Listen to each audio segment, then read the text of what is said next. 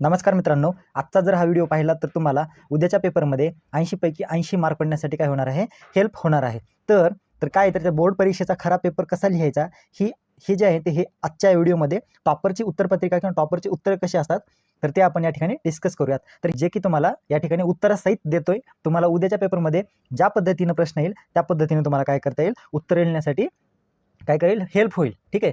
तर विद्यार्थी मित्रांनो बघा, पुस्तक नुसता अभ्यास करून चालत नाही. तर काय करायचं आपल्याला, उत्तरं सुद्धा चांगल्या पद्धतीने लिहिता आली पाहिजेत आणि ती उत्तरं कशी लिहायची, आउट ऑफ प्रत्येक क्वेश्चनमध्ये आउट ऑफ मार्क कसे पाडायचे हे या व्हिडिओमध्ये आपण आज डिस्कस करणार आहे. व्हिडिओ शेवटपर्यंत बघा. व्हिडिओ मोठा होईल परंतु तुमच्या कामाचा आहे, त्यामुळं हा व्हिडिओ शेवटपर्यंत बघायला विसरू नका.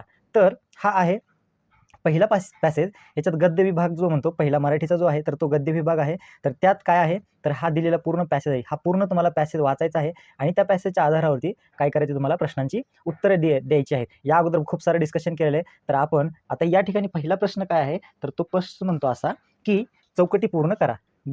गहिऱ्या गुलाबी पानांच्या रेशमी पताका नाचवत उभी असलेली झाडे कोणती किंवा झाड कोणतं, तर कोणतं झाड आहे ते पिंपळाचे जे झाड आहे. तर त्या ठिकाणी याचं उत्तर येईल तुमचं. अशाच पद्धतीने तुम्हाला उत्तरपत्रिकेमध्ये लिहायचं आहे आणि बॉक्स करून इथं लिहायचं आहे पिंपळाचे झाड. कोणते झाड आहे ते, पिंपळाचे झाड. त्यानंतर मधमाशाचे किंवा मधुमासाचे लक्षण सुंदर रीतीने वर्णन करणारे संत कोणते आहे, तर ते संतांचं नाव आहे या ठिकाणी संत ज्ञानेश्वर. इथं तुम्ही काय लिहिणार, ज्ञानेश्वर.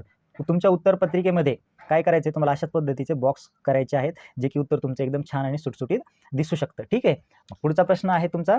तर पुढच्या प्रश्नामध्ये तुम्हाला काय म्हटलंय, वसंताच्या, बघा काय प्रश्न, आकृतिबंध पूर्ण करायचे तुम्हाला. हा प्रश्न म्हणजेच काय, तर आकृतिबंध पूर्ण करायचं आहे. तर त्या आकृतिबंधमध्ये वसंताच्या पुष्प मुद्रेचे चिन्ह लिहिलेले महिने कोणते आहेत. ठीक आहे. तर इथं एक महिना दिलेला आहे त्यांनी, हा एक महिना दिलाय चैत्र. तर तुम्हाला दुसरे 2 महिने लिहायचे. तर कोणता महिना दुसरा, फाल्गुन एक असणार, इथं लिहा फाल्गुन. आणि त्याच्यामध्ये दुसरा आहे वैशाख. हे तुमचं 2 मार्काचं या ठिकाणी उत्तर आहे. ठीक आहे. मग आता याच्या पुढे जाऊ आपण. तर पुढचा प्रश्न काय आहे, तर पुढचा प्रश्न आहे तुमचा, तर सोमत आहे. आता हे सोमत कसं लिहायचं, तर प्रश्न आहे तुम्हाला की चैत्रातल्या पिंपळाच्या नवपालीच्या, बघा चैत्रातल्या पिंपळाच्या नवपालीच्या रूपाचे सौंदर्य तुमच्या शब्दात तुम्हाला लिहायचं आहे. मग आता ह्याचं उत्तर लिहिताना सोमत आहे आणि हा मोठा प्रश्न असतो 3 मार्काला, तर तुम्हाला तो व्यवस्थित लिहिता आला पाहिजे. मग मी फक्त इथं तुम्हाला सांगतो, तर त्याचं उत्तर कसं असेल, तर चैत्र महिन्यात, लक्ष द्या कसं असणार उत्तर, चैत्र महिन्यात पिंपळाच्या झाडावर उमललेली नवपालवी अतिशय मोहक आणि ताजीतवानी असते किंवा दिसते. त्यानंतर कोवळी, हिरवट, तांबूस रंगाची पाने उन्हात चमकत असतात. लक्षपूर्वक आहे का, मनपूर्वक आहे का, तुम्हाला कसं सोमत लिहायचं असतं ते त्याची आयडिया येऊन जाईल. मंद वाऱ्याने ती हलकेच डोलवताना एखाद्या नाजूक दागिन्यासारखी भासतात व नवपालवीमुळे संपूर्ण झाडाला काय होतं, संपूर्ण झाडाला नवीन जीवन आणि उत्साह लाभल्यासारखं आपल्याला काय वाटते. त्यामुळे पिंपळाचे रूप चैत्र महिन्यात अधिकच सुंदर आणि आकर्षक दिसते. हे होतं तुमचं सोमत, म्हणजे तुमच्या मनानं तुम्हाला उत्तर लिहायचं होतं, जे की होतं 3 मार्कासाठी. ठीक आहे. मग आता दुसरा एक पॅसेज आहे महर्षी धोंडो केशव कर्वे यांच्यावरती. हा पॅसेज आहे, तुम्हाला हा पॅसेज वाचायचा आहे काळजीपूर्वक आणि त्या पॅसेजच्या आधारे तुम्हाला उत्तरं लिहायची आहेत. मग पहिला प्रश्न काय आहे याच्यात, महर्षी, आकृती पूर्ण करा. तर महर्षी धोंडो केशव कर्वे यांना करायची असलेली जटिल कामे कोणती होती, तर त्यातलं कार्य कोणती होती. पहिलं जटिल आहे आणि दुसरं अटीतटीचे कार्य. तर जटिल कार्य कोणतं होतं, स्त्री साक्षर करणे, स्त्री साक्षर करणे, स्त्री साक्षर करणे हे जटिल काम होतं त्यांचं. आणि अटीतटीचं काम कोण होतं, तर तिला पुरुषाच्या, बघा कसं उत्तर लिहितो आपण, पुरुषाच्या बरोबरीने काय करणे, स्पर्धेत उतरवणे. हे अशा पद्धतीचं त्यांचं अटीतटीचं कार्य होतं. तुम्हाला अशा पद्धतीचा चार्ट काय म्हणतो त्याला, वेब काढावी लागते किंवा वेब काढून तुम्हाला ह्याची उत्तरं व्यवस्थित लिहिता आली पाहिजेत, लिहावी लागतात. ठीक आहे. मग दुसरा प्रश्न आहे, हा 2 मार्काचा प्रश्न होता. त्यानंतरचा प्रश्न आहे, तर तो म्हणजे नावे लिहा, है ना. या ठिकाणी नावे लिहा म्हणते. तर महर्षी कर्वे यांचं जन्मगाव कोणतं आहे, तर जन्मगाव पॅसेजमध्ये तुम्ही पॅसेज वाचला ना तर तुम्हाला व्यवस्थित उत्तर लिहितात. कोणतं गाव आहे, शेरावली. कुठं आहे हे, तर रत्नागिरी या ठिकाणी, रत्नागिरी. ठीक आहे. व्यवस्थित लक्ष द्या, तुम्हाला उद्याच्या परीक्षेमध्ये याचं काय होणार आहे, हेल्प होणार आहे. वाङ्मयाची जननी कोण म्हटलंय पॅसेजमध्ये, तर सरस्वती ही आहे वाङ्मयाची जननी, हे याचं उत्तर आहे. पुढं अजून एक 3 मार्काचा प्रश्न आहे ह्या पॅसेजवरती. तर काय आहे, तर तो आहे तुम्हाला सोमत आहे. काय सोमत आहे, तर ते स्त्रियांनी शिकणे अत्यंत महत्त्वाचे किंवा अत्यंत गरजेचे आहे. या विधानामागील महर्षी कर्वे यांचा दृष्टिकोन काय करायचा आहे, स्पष्ट करायचं. एकदम थोडक्यात आणि मोजक्या शब्दामध्ये तुम्हाला उत्तर लिहायचं आहे. काय होईल याचं उत्तर, काळजीपूर्वक ऐका. महर्षी कर्वे यांच्या मते स्त्री व कुटुंब ही समाजाचा आधार असते, किंवा स्त्री ही कुटुंब व समाजाचा आधार असते किंवा आहे.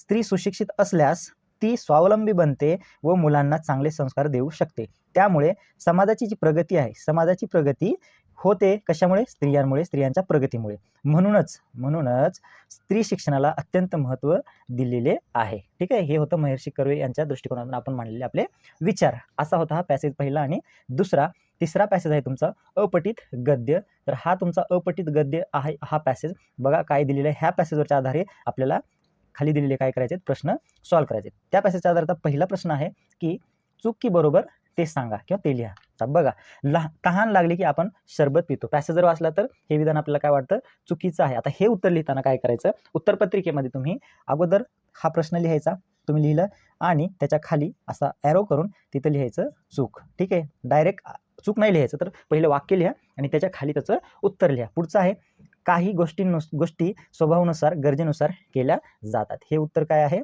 पॅसेजच्या आधारावरती बरोबर आहे. ठीक आहे, त्यापुढे आहे व्यायामाच्या अभावातून जीवनात दुःख निर्माण होते. हे सुद्धा उत्तर बरोबर आहे. पॅसेजचा जर विचार केला तर हे बरोबर आहे. ठीक आहे, त्यानंतर शेवटचं आहे थकवा आला की आपण काम करतो. हे चुकीचं विधान आहे, चूक विधान आहे. अशा पद्धतीचं हे तुम्हाला सोडवता आले पाहिजे. ठीक आहे, मग पुढचा प्रश्न बघू आपण. तर यानंतरचा प्रश्न आहे विधाने पूर्ण करा. 2 मार्काचाच आहे हा सुद्धा. त्यामध्ये ते न चुकता केले जाते जे. काय न चुकता केलं जातं? तर नाही. बघा उत्तर याचं काय? जे नाही केले तरी चालते ते न चुकता केले जाते, असं याचं उत्तर आहे. दुसरं, आपण तेव्हा झोपतो जेव्हा आपल्याला थकवा येतो, त्यावेळेसच काय करतो? आपण झोपतो. हे आपण पॅसेजच्या आधारावरती उत्तर लिहितोय. ठीक आहे, आता हे झालं तुमचं गद्य विभाग, अपठित गद्य आणि पठित गद्य. त्यानंतर येतो तुमचा कवितेचा जो पोर्शन आहे, म्हणजेच विभाग 2 पद्य विभाग. त्याच्यात काय सांगितले त्यांनी? हे एक कविता दिलेली आहे तुम्हाला. हे 2 पेजेसची कविता आहे. ही कविता बघा एकदा व्यवस्थित. या कवितेच्या आधारावरती तुम्हाला काय करायचं आहे? प्रश्न सोडवायचे आहेत. बघा ही कविता एकदा बघून घ्या आणि त्यानंतर आपण काय करत? हळूहळू या प्रश्नांना सोडवायचा प्रयत्न करू. त्या कवितेच्या आधारावरती पहिला प्रश्न जो आहे, तर तो प्रश्न असा आहे की कृती करा, आणि पुढचा प्रश्न त्यात मुलीचा आत्मविश्वास व्यक्त करणाऱ्या कवितेतील 2 ओळी आपल्याला शोधायच्या आहेत. तर पहिली ओळ काय आहे? तर मी मोठी होऊन शिकणार आहे. ही कवितेच्या आधारावर लिहितो आपण. मी मोठी होऊन काय करणार आहे? शिकणार आहे. ठीक आहे, तर दुसरं आहे उद्याच्या जगात माझेही स्थान असेल. उद्याच्या व्यवस्थित तुम्हाला लिहायचं आहे. उद्याच्या जगात माझेही स्थान असणार आहे. ठीक आहे, हे होतं तुमचं 2 मार्काचा हा प्रश्न. मुलीचा आत्मविश्वास व्यक्त करणाऱ्या 2 लाईन आपण या ठिकाणी लिहिलेल्या आहेत. ठीक आहे, मग पुढचा प्रश्न काय आहे? तर पुढचा प्रश्न येतो तुम्हाला, तर तो म्हणजे काय बघा?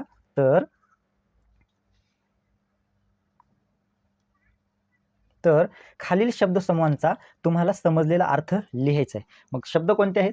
घराचा झरोका. घराचा झरोकाला अर्थ काय? तर त्याला म्हणतो घरातील छोटी खिडकी. घरातील छोटी खिडकी. हे अशा पद्धतीचं तुमचं उत्तर असलं पाहिजे. ठीक आहे, उद्या परीक्षा आहे त्यामुळे आपल्याला हे घ्यावं लागणार आहे आज. भातकुलीचा खेळ याला काय म्हणतो? लहान मुलामुलींचा जो खेळ असतो त्याला म्हणतो आपण भातकुलीचा खेळ. लहान मुलींचा खेळ आपण त्या ठिकाणी असं लिहू शकतो. ठीक आहे, लहान मुलामुलींचा घरगुती खेळ आहे हा. हे 2 त्याचा अर्थ होते.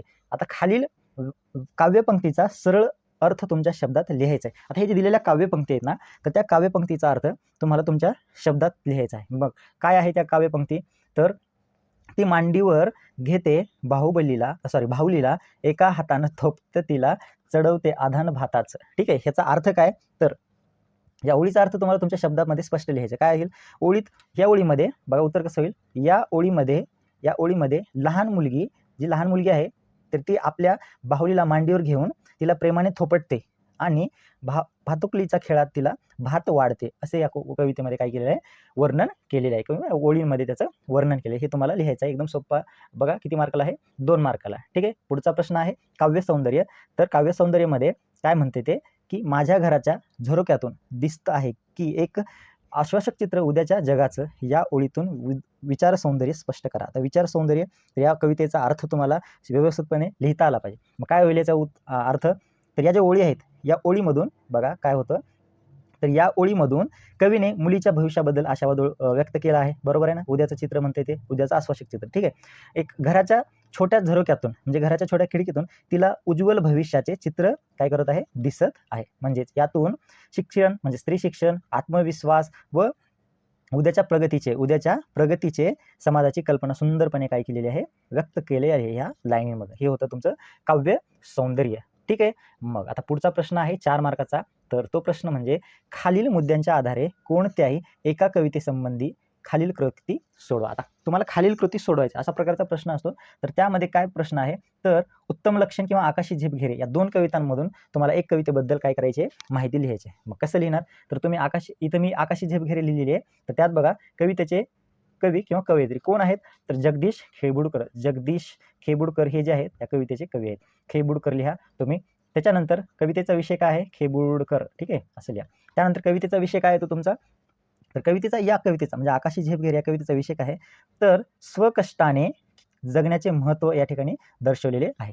त्याचबरोबर आपण आपल्या क्षमतावर, आपली जी क्षमता आहेत आपल्या क्षमतांवर काय करायला पाहिजे किंवा सामर्थ्यावर विश्वास ठेवायला पाहिजे, हे या कवितेतून सांगण्याचा प्रयत्न केलेला आहे. मग कविता आवडण्याची कारणे आपल्याला लिहायची आहेत. काय कविता आवडण्याची कारणे, तर मला काय वाटतं की ह्या कविता आवडण्याची कारणे काय असू शकतात, तर या कवितेमधून मला खूप सारी काय भेटते, प्रेरणा भेटत असते, म्हणून मला ही कविता खूप जास्त आवडते. अशा पद्धतीने तुम्ही उत्तर लिहू शकता. किती मार्क भेटतात त्याला, 4 मार्क भेटतात. कुठली तरी एक लाईन लिहा जी तुम्हाला जास्तीत जास्त आवडलेली आहे.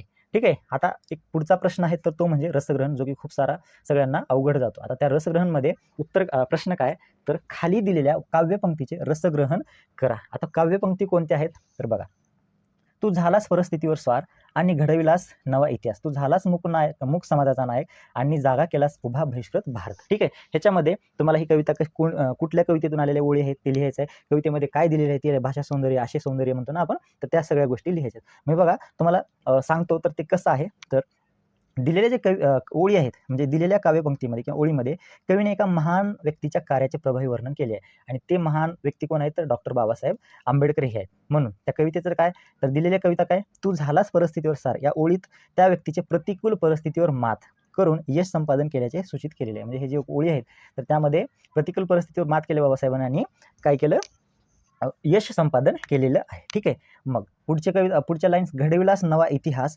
याच्यातून काय अर्थ स्पष्ट होतो, तर त्यांनी केलेल्या कार्याची महानता या ठिकाणी काय होते, दर्शते. ठीक आहे. मग मूक समाजाचा नायक याच्या उल्लेखातून काय होतो, काय लक्षात येतं आपल्या, तर वंचित बहिष्कृत समाजासाठी नेतृत्व त्यांनी केले बाबासाहेबांनी, त्यांना आवाज दिला आणि आत्मसन्मान बहिष्कृत लोकांचा किंवा वंचित लोकांचा जागृत करण्यात आला, त्यांना यश आलं. ठीक आहे.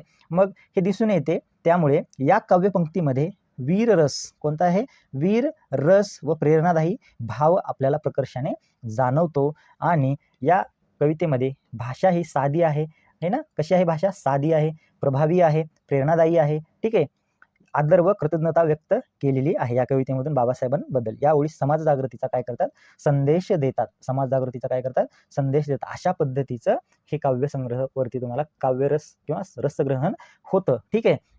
मग पुढचा विभाग आहे तुमचा स्थूल वाचन. विभाग 3रा जो आहे तर तो स्थूल वाचन. त्याच्यावरती तुम्हाला 2 कृती सोडवायच्या आहेत. पहिला माणसे पेरा त्याच्यावरती आणि दुसरा टिपा लिहा आहे. ठीक आहे. आपण सविस्तर बघूयात. तर बघा, माणसे पेरा माणुसकी उगेल या विधानांचा तुम्हाला समजलेला अर्थ मनक्या पेरेनी लागा या कवितेच्या आधारे सविस्तर लिहायचे आहेत. मग आता तुम्हाला उत्तर लिहिताना व्यवस्थित स्टार्टिंग करावी लागेल. तर काय, तर मनक्या जागा या कवितेच्या कवीने समाजातील अन्याय, विषमता आणि उपेक्षितांच्या वेदना मांडल्या आहेत. या पार्श्वभूमीवर माणसे पेरा माणुसकी उगवेल हे विधान अत्यंत अर्थपूर्ण वाटते.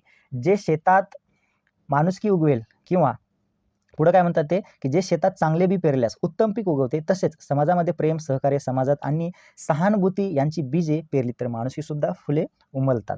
कवितेत वंचित आणि बहिष्कृत समाजाच्या दुष्काळ किंवा दुःखाची जाणीव करून दिली आहे. त्यांच्या उन्नतीसाठी समाजातील प्रत्येक माणसाने किंवा प्रत्येकाने माणूस म्हणून संवेदनशील राहणे गरजेचे आहे. माणसाला माणूस म्हणून स्वीकारणे, त्याला सन्मान देणे आणि त्याच्या वेदनांशी एकरूप होणे म्हणजेच खरी माणुसकी होय. म्हणून या कवितेचा संदेश असा आहे की समाज बदलायचा असेल तर आधी माणसांनी चांगुलपणा, समता आणि बंधुता रुजवली पाहिजे.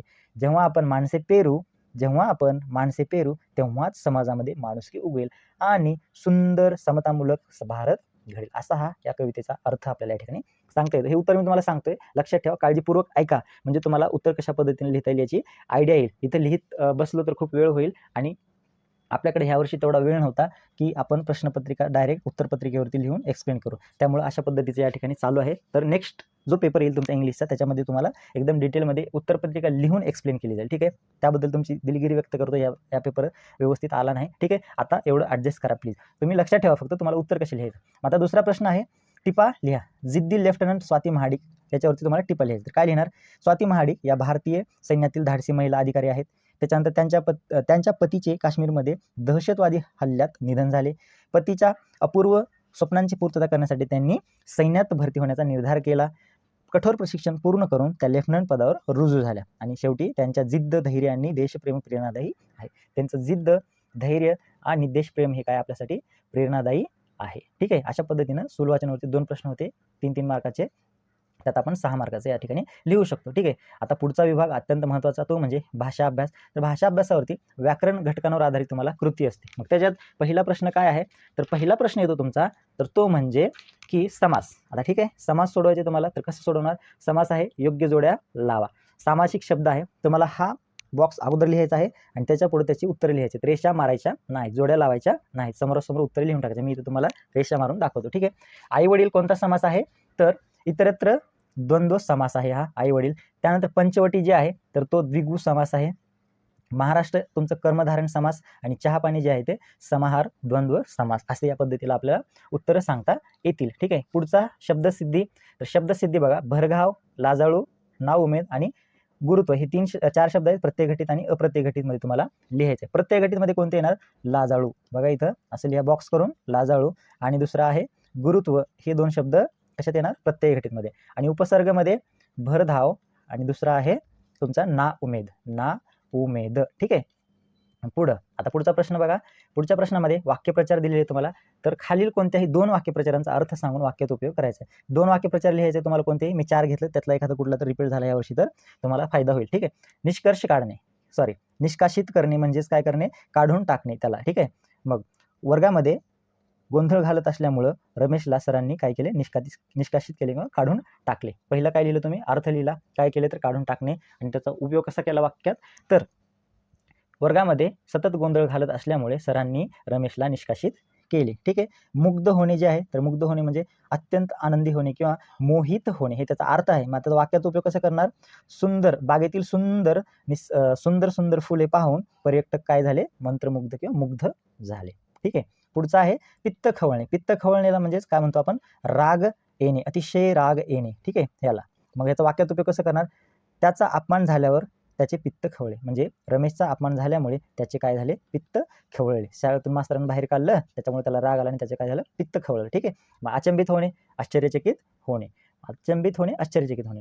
सविता किंवा सरिताचे यश पाहून समाजातील लोक काय झाले? अचंबित झाले. ठीक आहे, हे होतं तुमचं वाक्यप्रचार आणि त्यांचा वाक्यात उपयोग. मग आता पुढं आहे भाषिक घटकांवर आधारित कृती तुम्हाला पूर्ण करायची आहे. पहिला आहे शब्दसिद्धी किंवा शब्दसंपत्ती.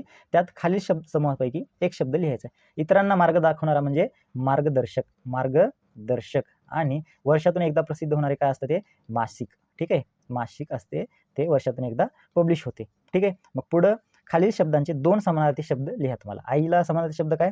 माता आणि दुसरं जननी. ठीक आहे, हे 2 शब्द आईला समानार्थी शब्द आहेत. मग खालील शब्दांचे वचन ओळखायचे. नदी एकवचन आहे, एक वचन. आणि दुसरं आहे तुमचं कोणतं? गोट्या हे आहे अनेक वचन. ठीक आहे, मग आपल्याला पुढे जायचं आहे. पुढचा प्रश्न कोणता आहे आपला? पेपर चांगल्या पद्धतीने सोडवा, असे प्रश्न तुम्हाला सिमिलर येऊ शकतात. ठीक आहे, खालील शब्दातील अक्षरांपासून 2 अर्थपूर्ण शब्द तयार करायचे. तुम्हाला हे 2 शब्द वापरायचे नाही, दुकान आणि दार. तर मग काय होणार? पहिलं होईल तुमचं कान, दुसरं होईल दूर आणि तिसरा शब्द येईल तुमचा कोणता? तर रान. अशा पद्धतीचे तुमचे 2 शब्द म्हणले काय? 3 झाले. ओके, ठीक आहे, काही प्रॉब्लेम नाही. ओके, पुढचं बघू आपण. तर लेखन नियमानुसार तुम्हाला लेखन करायचं आहे. अचूक शब्द ओळखायचा आहे. कोणतेही 4 ओळखायचे, आपण सगळेच ओळखून टाकू. ठीक आहे, मग याच्यामध्ये हा अचूक शब्द आहे निर्मिती. याच्यात हा सुशिक्षित म्हणजे अचूक आहे. हा ऐतिहासिक बरोबर आहे. परिस्थितीमध्ये हे बरोबर आहे.